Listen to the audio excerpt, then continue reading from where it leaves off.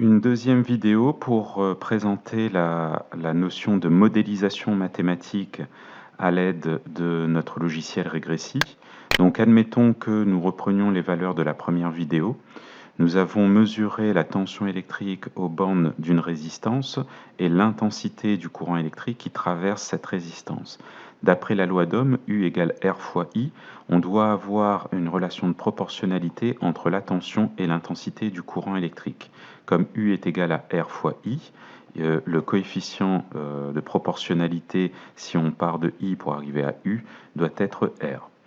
Donc lorsque je vais dans le graphique, je constate ici que j'ai déjà relié les points, ce qui est peut-être quelque chose de faux. C'est-à-dire que concrètement, voici les points que l'on a obtenus, ce qui correspond en fait à des valeurs qui sont a priori justes. Donc ces valeurs mesurées a priori justes, je ne sais absolument pas ce qui se passe entre les deux. Est-ce que si j'avais fait une mesure pile à la moitié entre ces deux points en termes d'abscisse, donc en termes d'intensité de courant électrique, est-ce que j'aurais eu un point qui est aligné? Est-ce que j'aurais eu un point qui est beaucoup plus haut? Est-ce que j'aurais eu un point qui est beaucoup plus bas? Je ne le sais pas. Si j'avais voulu le savoir de manière sûre, il aurait fallu bien sûr que je fasse une mesure à ce niveau-là. Est-ce que j'aurais eu le temps? Est-ce que entre les deux points que j'aurais obtenus, si j'avais repris le milieu, est-ce que j'aurais eu quelque chose qui est encore aligné? On ne le sait toujours pas. Donc en fait, on ne sait pas ce qui se passe entre les points. A-t-on des valeurs qui vont être alignées ou pas? La loi d'Ohm nous dit que oui.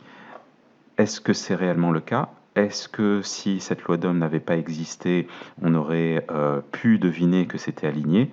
C'est quelque chose que l'on ne peut pas imaginer, que l'on ne peut pas savoir. Du coup, la première chose que l'on va imaginer, c'est bien sûr de relier les points les uns aux autres par une règle. Donc faire ce que le logiciel nous permet de faire à l'aide d'une ligne. On peut constater que ici les points sont relativement alignés. Relativement, ça veut dire quoi? Il peut y avoir des soucis d'échelle, peut-être que c'est extrêmement écrasé, beaucoup plus écrasé à la verticale qu'à l'horizontale, donc on aurait peut-être l'impression que c'est aligné alors que ça ne l'est pas. Le dernier point semble lui en tout cas pas aligné avec le reste, mais à quel niveau il n'est pas aligné. Donc là on fait une appréciation à l'œil qui est loin d'être évidente. Ce qui veut dire que si, par exemple, moi j'aimerais savoir ce qui se passe pour 30 mA, est-ce que je suis réellement à 3,2 volts? Je ne le sais pas. On va faire donc du coup ce qu'on appelle une modélisation mathématique, c'est-à-dire que on va partir du principe que la grandeur que l'on va mesurer est une grandeur continue, qu'elle va évoluer de manière continue, chose qui est pratiquement toujours le cas pour ce qui est des mesures en tout cas. Lorsque on fait des mesures en séance de travaux pratiques, ce sera pratiquement toujours le cas. Donc, que veut dire faire une modélisation mathématique de l'ensemble des points que l'on vient d'obtenir? Donc d'abord, j'enlève le tracé de ces segments qui peut fausser un petit peu notre vision des choses et notre jugement. Donc il s'agit d'expliquer en fait au logiciel que nous, on attendait une droite. Ici, une droite qui passerait par l'origine. Alors à partir de là, on va donc cliquer sur l'onglet Modèle pour modélisation. Là, il retrace les lignes automatiquement. Et donc dans Modèle, on a déjà préenregistré, il y a déjà plein de formes de courbes qui sont déjà préenregistrées à l'intérieur du logiciel. On peut aussi entrer des fonctions mathématiques. Et donc l'utilité de la modélisation mathématique, c'est lui demander de nous trouver l'expression mathématique de la fonction qui est la plus proche de cette courbe-là. Donc a priori, ça ressemblerait à une droite qui passe par l'origine. C'est pour nous ce que l'on appelle une fonction linéaire. Je clique sur OK. Et donc il me propose automatiquement U, donc l'ordonnée, est égale à un coefficient multiplié par I. Et là on constate qu'il a changé la forme de la courbe. Tout à l'heure on avait une courbe qui passait par tous les points, qui était donc pratiquement une ligne droite jusqu'à cet avant-dernier point, et un segment qui n'était pas aligné avec les autres jusqu'au dernier point. Là, il essaye de déterminer quelle est la droite qui passe le plus près de tous les points. C'est ce qu'on appelle faire une régression linéaire. Et donc là, il nous propose une valeur de A. Donc pour bien finaliser le calcul, j'appuie donc sur la mise à jour. Il me propose une valeur de A du coefficient directeur qui est de 104. 104,1 à plus ou moins 4,4.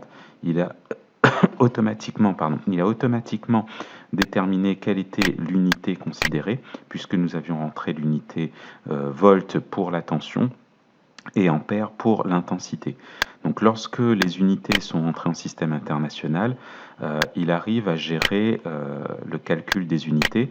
Il faut faire attention quand même, et c'est à l'opérateur, celui qui utilise le logiciel, de bien vérifier que l'unité est correcte. Donc, il nous calcule ce que l'on appelle le coefficient de corrélation, c'est-à-dire que plus ce coefficient se rapproche de 1, plus notre courbe, la courbe que l'on aura obtenue, se rapproche d'une droite.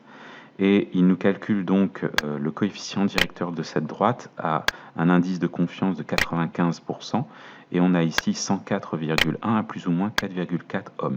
Là aussi, si l'écart type est relativement loin de la valeur mesurée, et relativement grande par rapport à la valeur mesurée, alors ça veut dire que on est très loin d'avoir une droite. Donc pour l'expérience ici qui nous intéressait, qui était donc de mesurer la tension aux bornes d'une résistance et de mesurer l'intensité du courant électrique qui traversait cette résistance, en utilisant la loi d'Ohm U est égal à R fois I, on peut identifier le fait que la valeur de la résistance que l'on aurait à déterminer, R, serait en fait ici la valeur de A. U est égal à R fois I. Donc la valeur de la résistance serait de 104,1 ohms, et cette valeur serait déterminée avec une incertitude de mesure de plus ou moins 4,4. Alors, si par exemple nous avons à redéterminer certains points parce que on constate qu'il y a des choses, des anomalies, donc éventuellement des erreurs de mesure, on peut parfaitement se dire, bah, tiens, ce dernier point, je vais reprendre la valeur, je vais reprendre les valeurs de tension et d'intensité pour voir si ça correspondait tout à fait, ou s'il n'y a pas eu une erreur dans la valeur qui aura été notée par exemple. Donc on peut très bien refaire une mesure, repartir dans l'onglet grandeur et modifier cette valeur.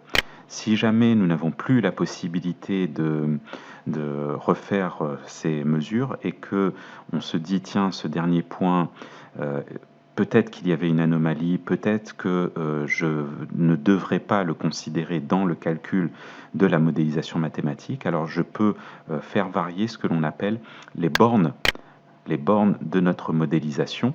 Donc soit je clique directement ici, soit de manière plus simple, je vois qu'il y a un triangle ici, c'est la borne de fin, et il y a un triangle ici, c'est la borne du début. Donc lorsque je clique dessus et je maintiens en allant jusqu'au point précédent, je relâche après au niveau du point précédent, il a changé la droite, il a changé ses calculs en ce coup-ci ne tenant plus compte de ce point-là, donc du dernier point. Alors on peut faire ça pour les derniers points au pluriel, pour les premiers points au pluriel, mais on ne peut pas faire ça pour des points au milieu. Si j'avais eu un point ici qui aurait été visiblement pas correct, pas bon, et que je ne peux pas refaire mes mesures, alors lui demander de sauter ce point-là, ça va être compliqué, puisque là, ici, il faudrait faire une première modélisation ici sur ces premiers points, ne pas tenir compte de ces autres points et faire une deuxième modélisation d'une droite sur les derniers points. C'est faisable, mais c'est relativement compliqué à réaliser. Donc, dans ce cas-là, lorsque l'on enlève de la modélisation ce dernier point, on se rend compte qu'on a un coefficient de corrélation qui est légèrement supérieur à ce que l'on avait tout à l'heure et qui est vraiment très très proche de 1. Donc on a quelque chose qui est vraiment très proche d'une droite, et on a une valeur qui a changé par rapport à tout à l'heure pour la valeur de la résistance. On a maintenant 107,7, et en plus on s'est amélioré en termes d'indice de confiance. d'intervalle de confiance. Là, ici, à plus ou moins 1,2 ohms. Alors attention, plus proche de nos attendus ne veut pas dire que forcément on va tout enlever tous les points qui sont un peu à la marge, qui sont un peu étranges, pour pouvoir coller à la théorie. Il faut bien comprendre que parfois on part de la théorie pour arriver à une expérience, que peut-être dans notre expérience il y a des incertitudes de mesure ou des mesures qui auront été faussées pour une raison quelconque, mais il faut bien comprendre aussi que faire une expérience permet parfois d'arriver à une théorie. Même assez souvent, on a commencé par faire des expériences et on est arrivé ensuite à une théorie mathématique à l'aide justement de ces modélisations mathématiques.